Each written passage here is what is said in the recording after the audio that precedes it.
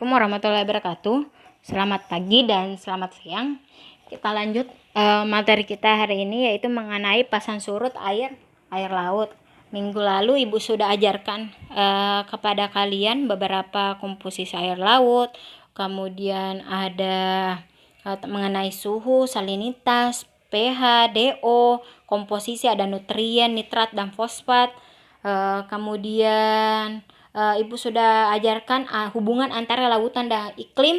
Kalian harus baca apa perbedaan antara angin darat, kemudian angin laut, kemudian bagaimana siklus hujan dan siklus hidrologi atau siklus air.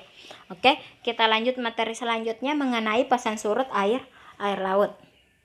Nah, apa sih pasang surut air laut itu?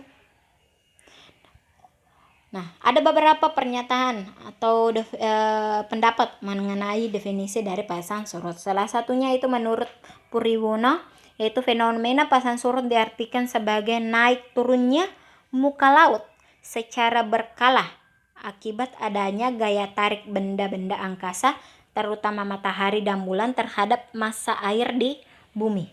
Jadi, kalau dilihat dari penjelasan Priwono, kalian harus paham bahwa pasang surut itu adalah naik dan turunnya muka air laut secara berkala.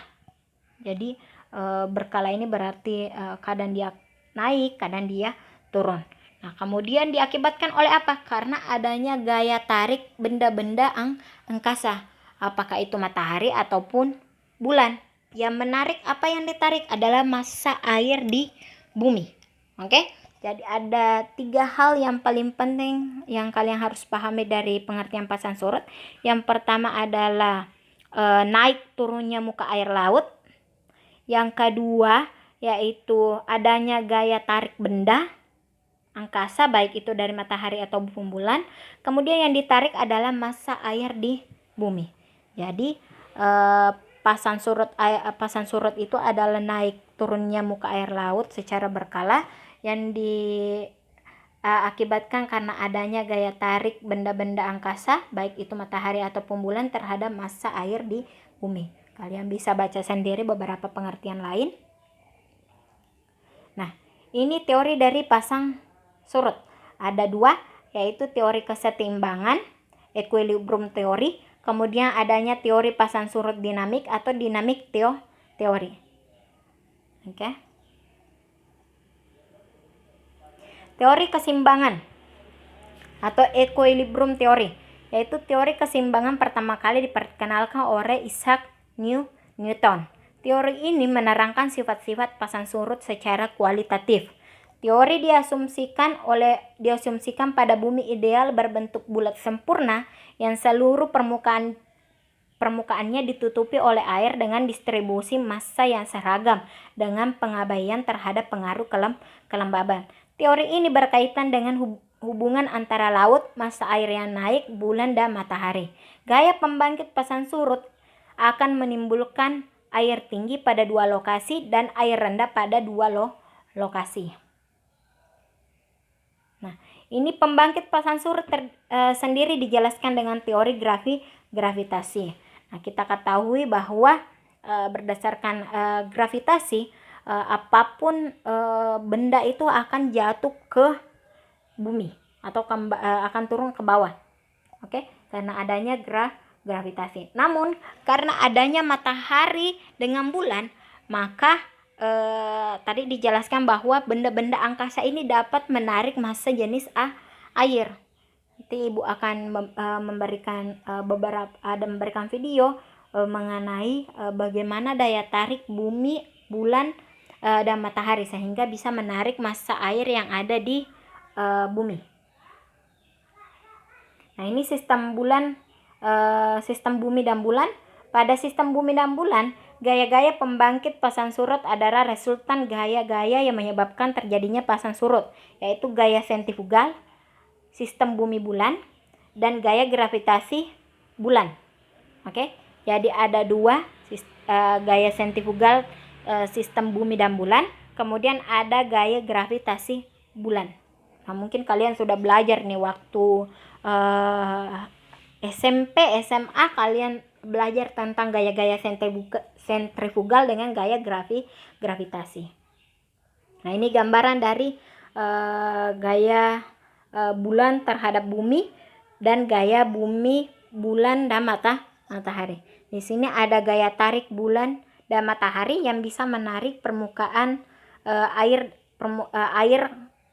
yang ada di bumi, sehingga bagian yang ditarik oleh bulan dan matahari, maka daerah tersebut akan terjadi pasang.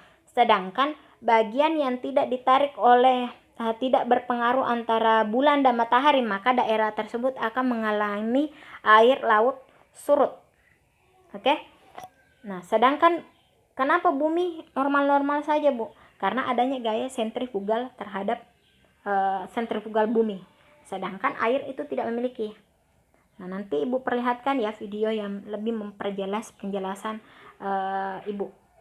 Nanti Ibu kirim.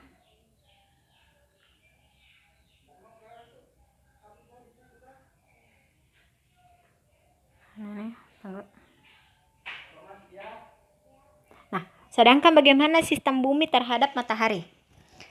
Sebagaimana bulan, matahari juga memiliki pengaruh pada variasi pasang surut yang terjadi.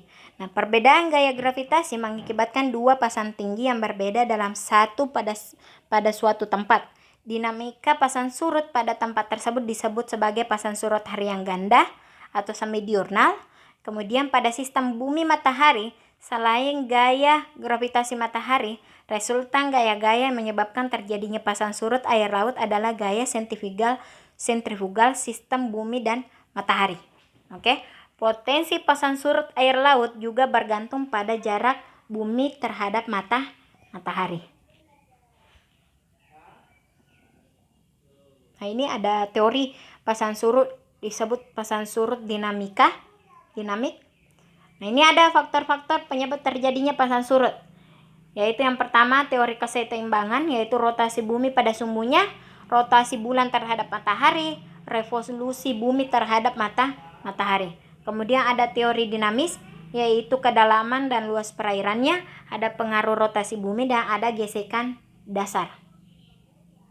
Nah, ini jenis-jenis dari tipe pasang surut air laut dibagi atas dua, ada pasang purnama dan ada pasang perbani, atau biasa disebut dengan spring tide dengan neap tide.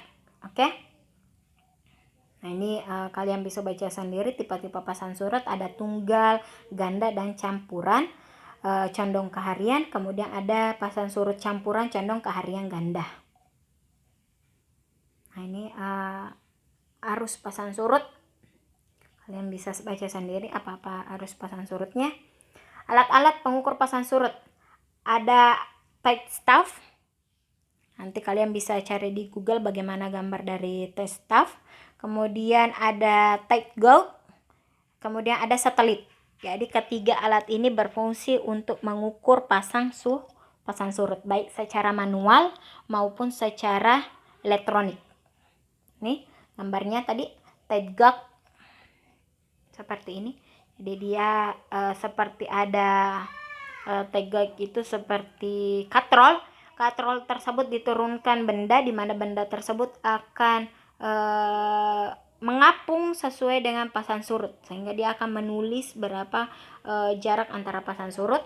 Kemudian ada tide staff, menggunakan seperti penggaris di laut. Kemudian di sana kita bisa melihat sendiri di mana posisi dari air laut tersebut. Misalkan ada di nomor ada di 2 meter, kemudian beberapa jam kemudian naik ke 3 meter, berarti kondisi tersebut sedang pasang. Kemudian turun kembali ke 1 meter, berarti kondisi tersebut sedang surut. Hal tersebut bisa dilihat dari penggaris atau ukuran dari tide staff tersebut. Oke? Nah, ini gambar tide gauge dengan tide staff. Nah, ini secara tadi ada satelit, jadi secara tidak hanya manual tetapi secara modern dia akan secara otomatis melihat pasang surut yang ada di dunia. Oke, itu saja. Silahkan lihat video yang Ibu berikan, di situ akan menjelaskan lebih lengkap bagaimana cara atau hubungan antara gaya tarik bulan matahari terhadap bumi.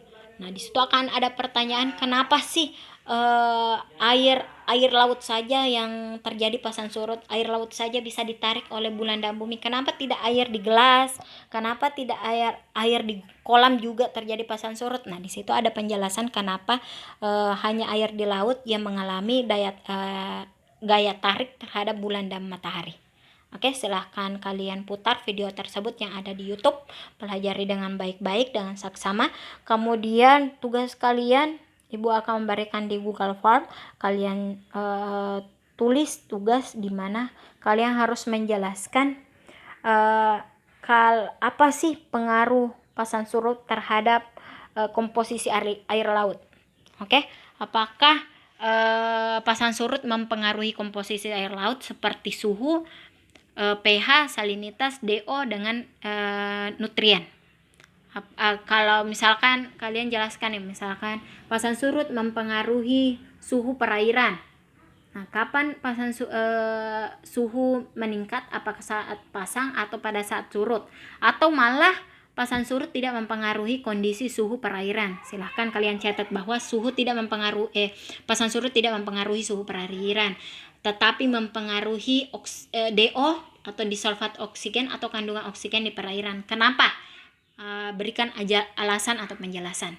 Pokoknya kalian harus mencari apakah pasang surut itu mempengaruhi komposisi atau kondisi yang ada di laut, baik itu pH, salinitas, DO, nutrien, ataupun suhu di perairan. Oke, tulis, Ibu akan mengirim formnya kalau kalian sudah memintanya. Kemudian kalian tulis tangan. Tidak semua, yang jelas tidak semua komposisi dari air laut tersebut itu dipengaruhi oleh pasang surut. Jadi kalian harus mencari di Google, di jurnal, apakah pasang surut mempengaruhi apa saja. Oke, sekian pertemuan kita hari ini. Kalian buka video. Di video tersebut akan memperjelas kenapa pasang surut bisa terjadi, pengaruh pengaruh matahari, bulan terhadap bumi. Oke, assalamualaikum warahmatullahi wabarakatuh. Kalau ada pertanyaan silahkan tanya ya melalui WA. Ibu tutup pertemuan kita hari ini. Assalamualaikum warahmatullahi wabarakatuh dan terima kasih.